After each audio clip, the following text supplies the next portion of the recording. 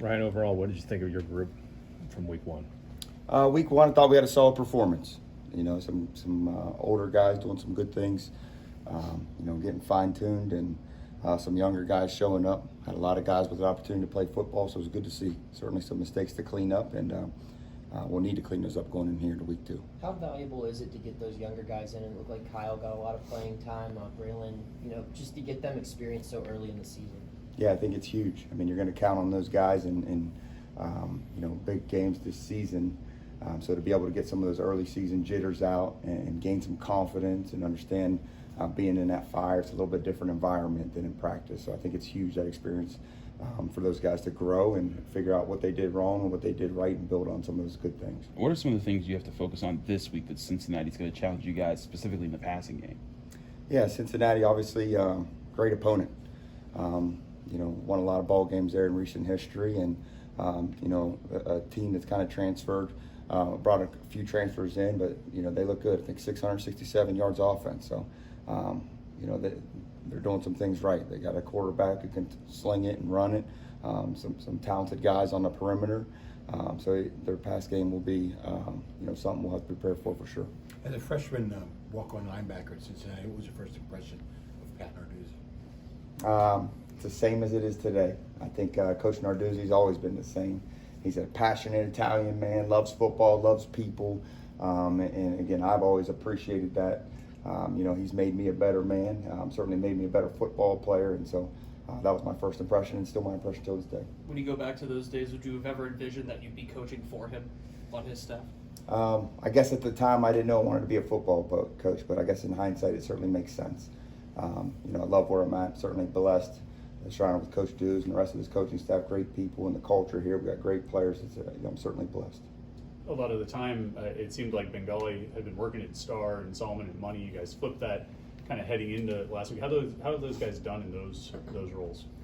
Yeah, I mean, we've cross-trained those guys throughout spring, summer, and camp. So I don't think it was a shock as far as them having to play a certain position. I mean, that was we're just trying to figure out, get the right guys on the bus and get the in the right seats and make sure we have the best guys moving. And so I think they clicked their game one, and so we'll continue to build off that. But it was good to see those guys kind of own those roles and those positions and have some success out there. Has Shane been given any added or different responsibilities now that he's solidified as the Mike linebacker? I mean, that's a role that Servassier had a pretty good grasp on last year up until the Sun Bowl and everything. Is that something Shane's embracing?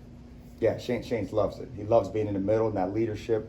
Certainly he felt Voss's leadership last year and understands what that takes, and he's done a tremendous job. And I think first and foremost it starts with who he is, the type of person he is to be able to come here, be voted captain by his peers, and he works his tails off every single day, both mentally and physically, preparing himself. And so he likes that role, and he's excited about it. And the other thing with Mike is you'll see him in our Delta package as well, which I think he's excited about, working some pass rush moves and different things that he didn't able to showcase last year. Pat told us about how one thing you guys have to watch out for this week is the Y shoot, and how Cincinnati's going to use it in similar ways how Miami used it last year. What are the things that you noted about how you guys have to improve from last year and things you're focusing on this week to counter that?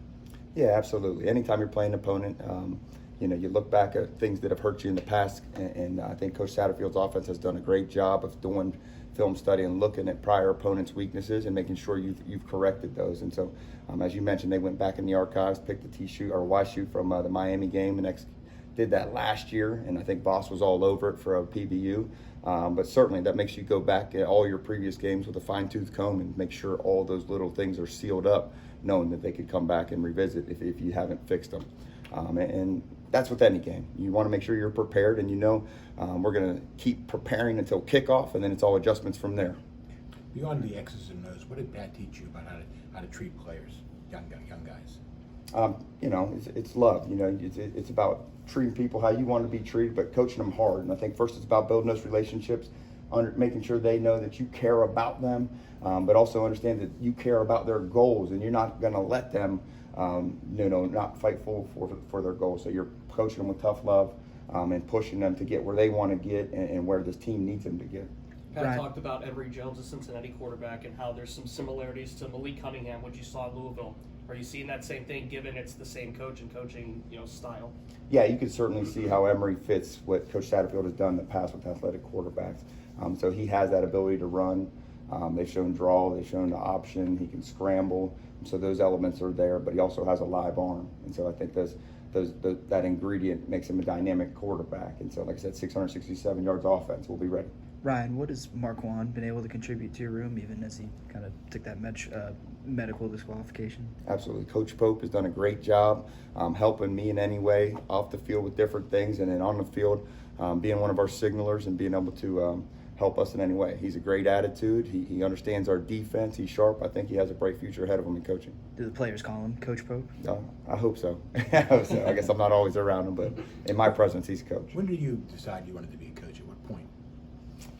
Yeah, so my coaching journey started after I got cut for the second time in the NFL, and went to work in the mortgage field with my business degree, and was learning, getting licensed, and figured out real quick that I missed football and the purpose and the passion and the brotherhood. So then I actually went to an Ohio high school clinic where Coach D'Antonio was, who was my coach at Cincinnati, my first head coach there, and talked with him about being a graduate assistant football coach, and he tried to actually talk me out of it. And I was like, no, I'm certain. You know what I mean? And so got up there and got the opportunity. So certainly appreciate the heck out of Coach D'Antonio and Coach Narduzzi and everybody else in this profession who's given me that opportunity. Why did they try to talk you out of it? Because it's a tough profession. I mean, the hours, you certainly have to have a family who understands. My wife's a rock, she gets it, but it's not easy. And so being able to handle the time constraints and understand that our players are like an extension of our family, I think it's a lifestyle. And so he just wanted to make sure I understood that commitment and make sure I was truly all in before I took that step. I'm curious, when you guys go into the Delta, you bring that extra player into the sort of the middle of the defense. This year it's A.J. Woods, it's been safeties in the past. Does that guy then become sort of your responsibility as far as coaching? You know what I mean? Like, since he's sort of playing a linebacker-ish role? And we've, based on, I guess, where that guy's original position is, he gets his initial coaching. We all kind of understand the role of that guy as position coaches. And Coach Bates is certainly hands-on with that guy as well. So there's a lot of different guys that look at that position, make sure he's doing the right thing. But yeah, it's a fun role for that guys. If you remember a few years back, Johnny Patrician played that role, and so he was more in my room. And so we've had different safeties, corners, different guys play that role. So they get coached by a lot of guys. Coach, what do you like out of Nick Lappy, former walk-on, now scholarship player? What have you seen out of him, not just because past camp against Wofford last Saturday? Yeah, Nick Lappy, last year, as I mentioned before in interviews, led our team in special teams reps. He's a consistent, conscientious, high performer. I mean, you know what you're going to get out of Nick Lappy. He comes to work every single day and he does his job. And I think that consistency is why he was rewarded. And that's what gives him a chance to perform and have a chance to help us every Saturday.